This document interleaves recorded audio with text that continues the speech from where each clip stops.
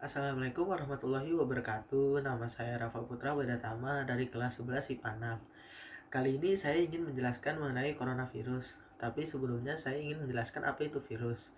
Virus merupakan salah satu jenis sel mikroorganisme patogen yang menginfeksi makhluk hidup. Kenapa dia menginfeksi makhluk hidup? Karena dia hanya dapat bereproduksi di dalam sel makhluk hidup.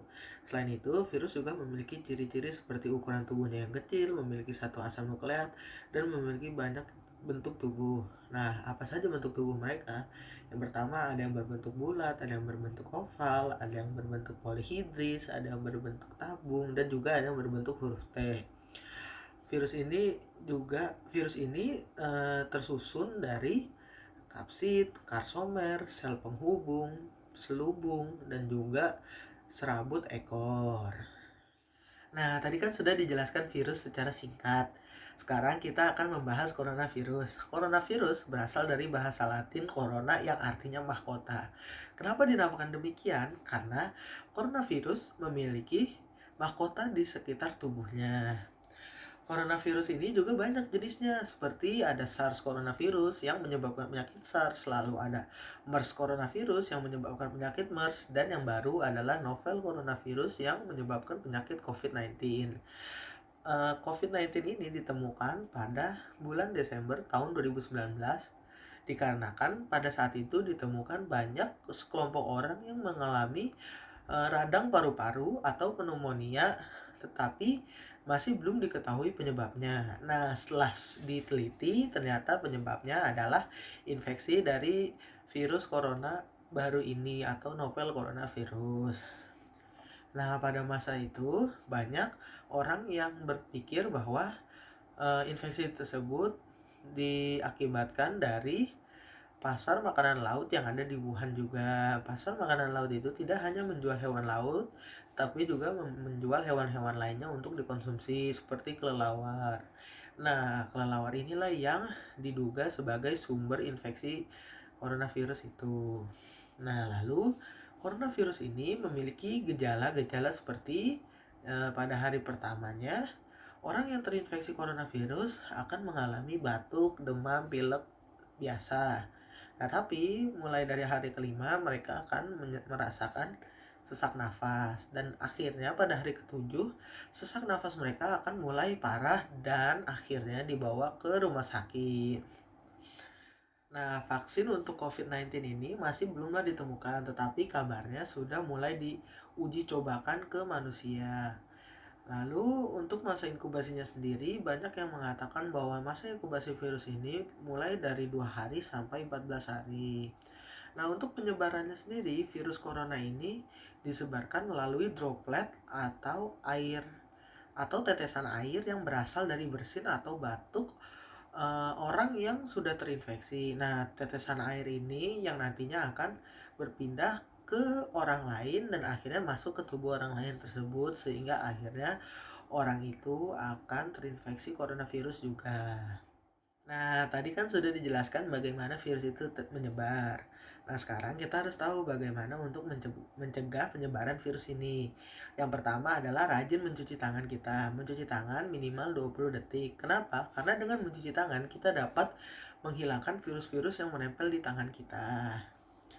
Terlebih lagi, coronavirus ini menyebar melalui kontak fisik yang terdapat droplet di dalamnya. Nah, yang kedua adalah pengganti salam berjabat tangan dengan contohnya seperti namaste, karena dia tidak melakukan kontak fisik sehingga mengurangi resiko terinfeksi coronavirus. Lalu selanjutnya adalah rajin berolahraga dan makan makanan yang sehat. Kenapa? Karena dengan makan makanan yang sehat dan rajin berolahraga, otomatis imunitas kita akan naik dan kita dapat terhindar dari penyakit apapun.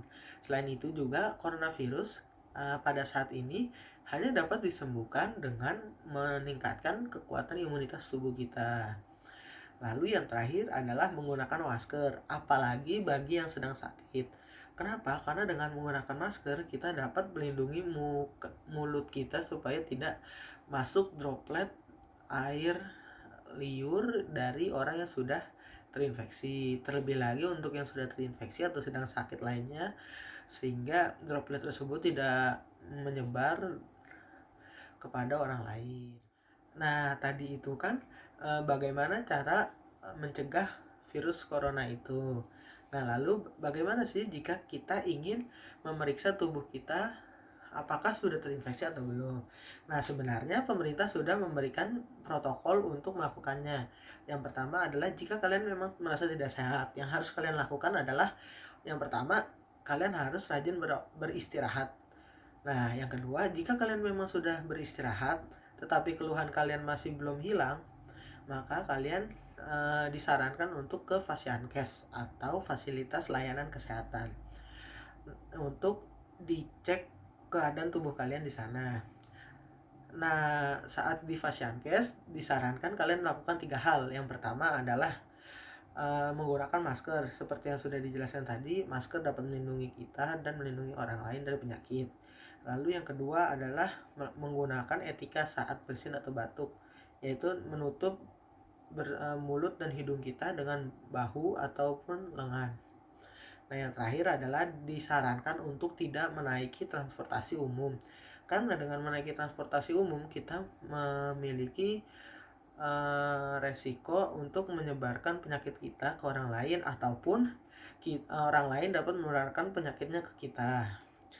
Nah, lalu kalian saat di Fasiankes akan dicek apakah kalian memenuhi kriteria PDP atau pasien dalam pengawasan COVID-19 atau tidak. Nah, jika kalian negatif, maka kalian hanya akan dirawat inap atau dirawat jalan saja sesuai dengan keputusan dari dokter.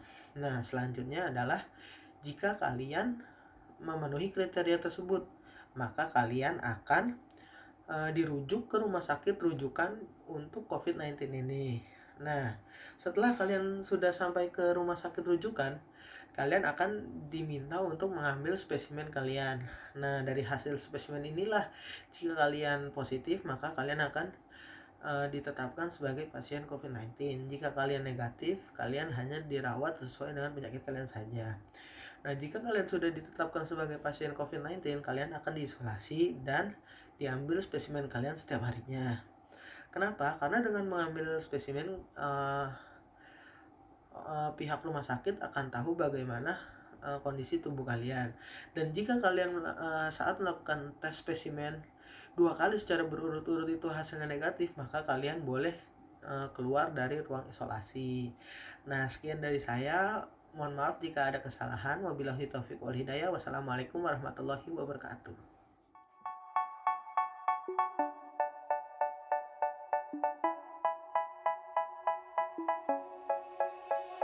They say, oh my God, I see the way you shine.